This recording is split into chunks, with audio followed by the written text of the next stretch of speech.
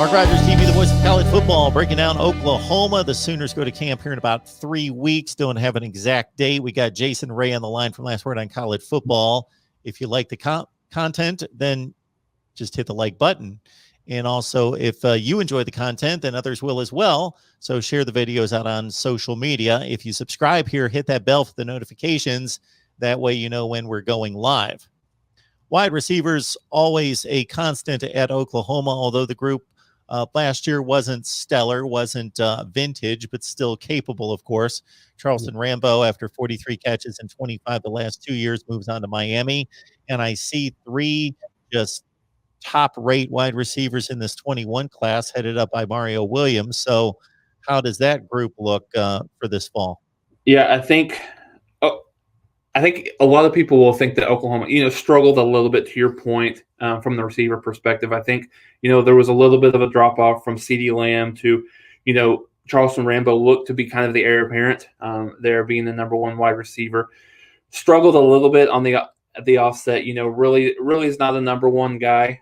I think him going to Miami will be certainly a good fit for him in that offense with De'Aaron King and Rhett Lashley kind of running the show. So I think that's a good fit for him. But, looking at Oklahoma coming back, they have about 7 or 8 guys who, really could compete legitimately. I think you got a couple of freshmen, Billy Bowman and Mario Williams are guys that have the opportunity to play early on. Billy Bowman's probably a little bit more ready. You most certainly is probably going to see him from a kick returner, punt returner perspective. He's probably one of the most electric athletes that Oklahoma has got at that position, really, from a returner, maybe a wide receiver sweep, end around type situation from time to time. Maybe since Antonio Perkins, and that kind of dates back to quite a ways to see Oklahoma, how an electric returner that they've got there. So, it remains to be seen, in terms of the wide receiver depth, how far he'll get. But I think, Oklahoma has a few returning guys that, hopefully you would like to see them step up a little bit, and maybe being healthy and off suspension will help. Jaden Hazelwood had an ACL injury in the spring last year, was really limited, came back and played in a couple of games, only a handful of catches, set out the Cotton Bowl because he really didn't feel like he was ready physically to play. He'll be ready here in the spring. Trajan Bridges, who came off of almost a year-long suspension, which was a very interesting scenario on how that played out, played in a couple of games late in the season. Obviously, he'll be ready in the spring as well. And then Marvin Mims is, obviously one of the best freshmen in the country last year at the wide receiver position. So you got those 3 guys who are probably going to be your starters going into the year. Certainly, there will be some battles through spring and fall. But at this point, you got to think that those are the starters. Austin Stogmar comes back at the tight end position. Again, he had a really good year in his redshirt freshman year. Struggled a little bit towards the middle of the season, again, with some injuries. He had he had an injury in the Oklahoma State game, had him sidelined for a few games, came back late. So Theo Whis is another guy who played a lot last year, tied with Marvin Mims for the team lead in touchdown receptions. He'll be a factor as well. You can't really forget about Drake Stoops. He's a guy that has, obviously the lineage from his father at Oklahoma, but played a lot last year, game-winning touchdown reception against Texas in the Red River Shootout. He'll get an opportunity, not fast, but probably the best route runner on the team. So it'll be interesting to see. But the talent is set up, if they can avoid injuries this year, the talent is set up to be more what Oklahoma fans have seen in the past in terms of that overall wide receiver production. Yeah, as you mentioned, Whis and Mims led the team in receiving with 37 catches each. Mims caught 9 touchdowns, Whis 4. And, Stoops had 2 touchdowns in that game winner against Texas. And these incoming guys, 3 rated in the top 20. Mario Williams out of Florida, 4th rated wide receiver. Cody Jackson, 17th in the nation out of Texas. And Maryland's Jalil Farouk, 21st rated wide receiver. And then you mentioned Billy Bowman. I didn't know where to place him, but you're letting us know he's going to be a wide receiver. He was listed at that athlete category, number 2 in the country. Yeah, I think so. Riley hasn't really committed to the receiver position, but it looks like that's probably where he's going to at least start for Oklahoma right now. Certainly we'll get into the defensive side, but he'll at some point. But he played a little bit both ways, cornerback and wide receiver.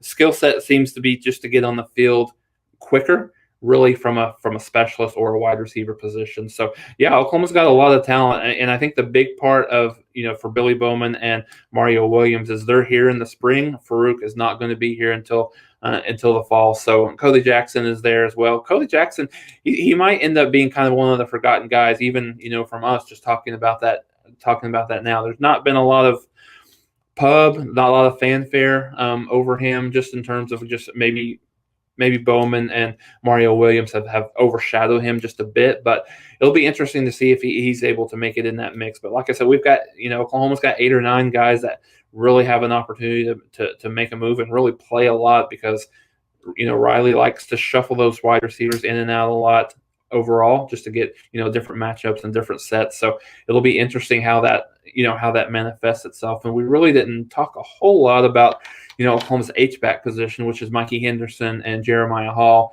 Henderson's probably one of the fan favorites coming out of last year. Didn't get a lot of touches. Look for him to get a little bit more touches from that H-back, fullback position. Oklahoma could also, move Stogmar out wide and kind of move him into a tight end hybrid position, either with his hand on the ground or out wide. So, a lot of weapons that Oklahoma has the ability to get out in space, and it'll be interesting to see how Riley is able to, keep all those guys happy and play in different sets and different situations. 9 carries for Mikey Henderson, 12 catches out of the backfield, or that H-back position, a couple touchdowns total, 1 rushing, 1 receiving. All right, folks, please like the video, share the videos out on social media. You enjoy them, other people will as well. So please share the Oklahoma content and anything else. And it's Jason Ray from Last Word on College Football, so follow him on over there as well. Jason, we appreciate you stopping by. I want to remind everyone we will be cranking out these videos every week, and specifically leading into spring practice, breaking down every position for the Sooners, and people are hyped for this Oklahoma team in 2021. Yeah, I think it's one of those things, hype is very overrated in spring, because there's so many things that can happen, between now and then. But, off the cuff, looking at articles, watching, some of the incoming players that they have, some of the returning players, it looks like this could be the best roster, maybe not necessarily the best team as of yet. That remains to be seen, but the best roster that they have perhaps had since 2003, when they made it to the national championship game against LSU that year, and then the next year, obviously, against USC. So it looks like they have the opportunity. They're going to have, you got to think that they will have the hype coming into the season, just from a preseason perspective. I got to think they're no worse than 4, maybe 3. You have to almost assume that you're going to have Alabama and Clemson 1-2 in some kind of capacity. I mean, Clemson probably has the strongest returning quarterback in terms of, I know he's not returning, but he played some last year, certainly. You got Alabama with Bryce Young.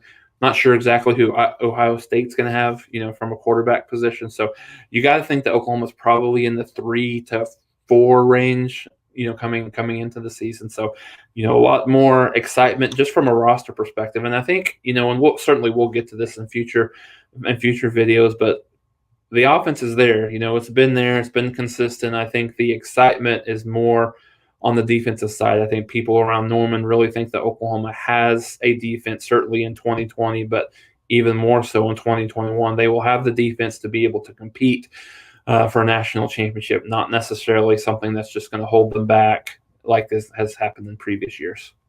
For the first time in 50 years, Ohio State is not bringing back a player who threw a pass last year. So they have absolutely zero experience. They're still going to be ranked in the top 5 in the preseason.